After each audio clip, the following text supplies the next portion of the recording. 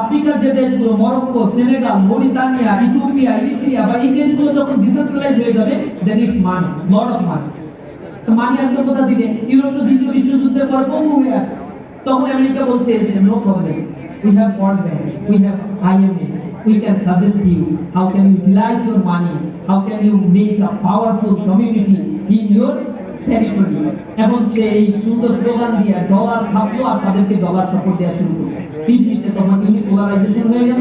এখন তারা ঘোষণা দিয়ে দিল যে পৃথিবীতে রাজত্ব করতে হবে, তাহলে আমার রাজত্বের সবচেয়ে বড় হাতিয়ার হচ্ছে অস্ত্র সাপ্লাই। অস্ত্র তৈরি করতে হবে, সারা পৃথিবীতে অস্ত্র বিক্রি করতে হবে। গ্যাঞ্জাম না বাজালে তো আর অস্ত্র বিক্রি করা যায় না।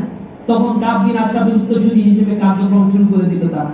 বাধাও যুদ্ধ তখন বিংশ শতাব্দীতে মেসাকার করেছে সারা পৃথিবীতে। ইসলামের ইতিহাসে দেখবেন রাসূল করিম সাল্লাল্লাহু আলাইহি ওয়াসাল্লাম 82টা যুদ্ধে অংশগ্রহণ করেছিল। এই 82টা যুদ্ধের কিছু বলা হয় গাজওয়া, কিছু বলা হয় সারিয়া। গাজওয়া গুলো হচ্ছে রাসূল সরাসরি যে যুদ্ধে অংশগ্রহণ করেছেন, সারিয়া হচ্ছে যে যুদ্ধে রাসূল অংশগ্রহণ করেন নাই কিন্তু অভিযান প্রেরণ করেছেন। টু সাম এক্সটেন্ট 82টা যুদ্ধে আল্লাহ রাসূল অংশগ্রহণ করেছিলেন এবং কাফের এবং মুসলমান মিলে প্লাস মাইনাস করে সেখানে 1171 জন মানুষ মারা গিয়েছিল এবং শহীদ হয়েছিল।